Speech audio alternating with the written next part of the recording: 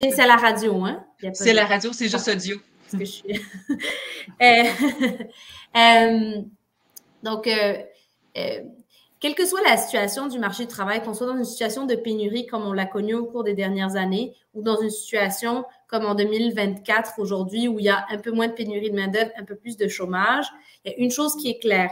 La littérature est claire là-dessus, c'est que les personnes les plus qualifiées, donc on parle des personnes au moins qui ont un secondaire 5 ou des diplômes d'études post-secondaires, ce sont les personnes qui vont être les plus résilientes sur le marché du travail. Donc, non seulement qui vont se trouver rapidement un emploi, mais ça, à la limite, aujourd'hui, c'est assez facile, mais aussi qui, plus tard dans leur carrière, vont être capables de se retrouver un emploi en cas de perte d'emploi, qui vont être aussi capables de se former au cours d'emploi pour être capables d'atteindre des postes plus élevés et, ultimement, d'atteindre une certaine sécurité d'emploi puis des revenus plus élevés.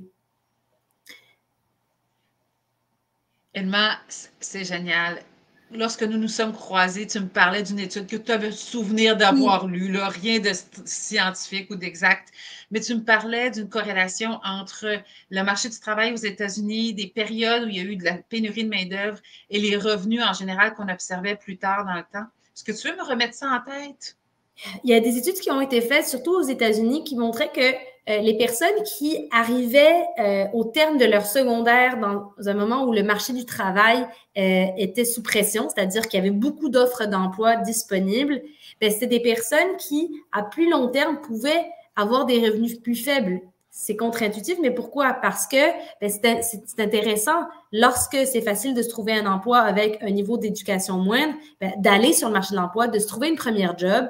Mais par la suite, ce manque de qualification, ce manque de littératie, de numératie, fait que justement, on évolue moins rapidement dans notre carrière. Ça fait qu'on a des périodes de chômage qui vont être plus longues. C'est plus difficile de se retrouver un emploi lorsqu'on perd son premier emploi. C'est bon. C'est tellement bon. Emma, dernière chose, tu parlais l'âge minimum pour quitter l'école. Nous, au Québec, 16 ans, l'école est obligatoire jusqu'à 16 ans. Tu disais à l'île de Prince-Édouard, je crois, c'est jusqu'à 18 ans. Il faut que je vérifie. Okay. C'est dans les provinces atlantiques. C'est le Nouveau-Brunswick, c'est 18 ans, si je ne me trompe pas. Okay. Puis est-ce qu'on voit des différences? Est-ce que ça fait des nuances? Honnêtement, je n'utiliserai pas, mais juste pour... J'ai jamais trouvé d'études qui démontraient l'impact de l'obligation de scolarité plus élevé sur les résultats du marché du travail au Canada, en tout cas. Mais ce qu'on sait, c'est que ce qui compte surtout, c'est vraiment l'acquisition des compétences de base. Donc, qu'on sache bien lire, bien écrire, bien comprendre les textes qu'on lit, avoir un sens critique, avoir des bases dans les langues secondaires, dans les langues secondes aussi. Tout ça fait que plus tard sur le marché de l'emploi, on est capable, parce que l'enjeu aujourd'hui, c'est pas juste de se trouver un emploi, c'est relativement facile de se trouver un emploi. Le défi, c'est est-ce qu'on est capable d'atteindre des niveaux de revenus qui sont intéressants, puis est-ce qu'on est capable de faire croître nos revenus tout au long de notre carrière. Puis pour ça, ça nécessite d'être capable d'évoluer dans notre entreprise, dans l'organisation dans laquelle on travaille, mais ça nécessite aussi d'être capable en cas de retournement de situation, d'être capable de se replacer rapidement, de trouver aussi les outils, de savoir qu'il faut aller se former, de savoir qu'on peut aller se requalifier de telle manière pour être capable de se replacer, justement. C'est fantastique, merci. Edma, je reviens, quoi que ce soit que je puisse mettre à ta disposition dans mon rayonnement radiophonique, là, est-ce qu'il y a des messages que tu veux passer, des nouvelles études que vous avez publiées, quelque chose que je puisse t'offrir? C'est gentil, mais j'adore l'angle monde du travail et j'aimerais ça. Je vais y réfléchir certainement à d'autres moments. Là, je suis dans le... Je sais pas si tu as vu, hier, on a sorti, justement, c'est pour ça que j'étais à la radio, on a sorti un rapport sur l'immigration temporaire. Donc, je suis vraiment beaucoup là-dedans cette semaine, mais c'est peut-être moins proche des sujets qui, en tout cas, qu'on pourrait traiter ensemble. Mais sinon, c'est ça, je vais y réfléchir. c'est certain. N'importe quand. Edma, j'ai fait une tournée des Grands-Ducs à la radio il y a 3 semaines, où je parlais des adaptations que les entreprises faisaient pour accueillir les demandeurs d'asile une fois qu'ils obtiennent leur permis de travail.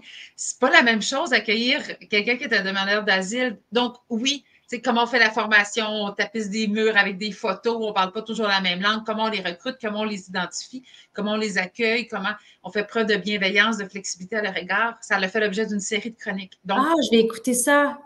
Je vais écouter ça. Mais c'est super intéressant parce que justement, un des points parce qu'il y a eu plusieurs mesures qui ont été annoncées, en tout cas, pour dire, intégrer les demandeurs d'asile dans certains secteurs aux prises avec des pénuries de main-d'œuvre. Puis j'entends puis je comprends ce genre de mesures, mais ma réflexion, c'est aussi de dire, tu es dans une situation aussi quand même où le taux de chômage est relativement faible. C'est possible de se trouver un emploi, mais il y a des difficultés, des barrières bien particulières à certains groupes de population. On ne peut pas juste dire, il y a des bassins de main-d'œuvre sous-utilisés qu'on pourrait aller chercher. C'est parce que ça dépend dans quel cycle économique tu es, mais là où on est dans le cycle économique, s'il y a un bassin qui est sous-utilisé, c'est parce qu'il y a des enjeux particuliers qu'il faut adresser, en fait. C'est ça. Moi, j'étais beaucoup sur la flexibilité des entreprises vers les demandeurs d'asile, puis souligner aussi les efforts que les équipes font, parce que les équipes vont faire des efforts particuliers pour les intégrer. Alors, c'est pour dire qu'on dirait que tout finit par se lier au monde du travail, n'importe quoi dans l'actualité. Edma, je ne veux pas prendre plus de ton temps. Attends, j'arrête tout ça, là.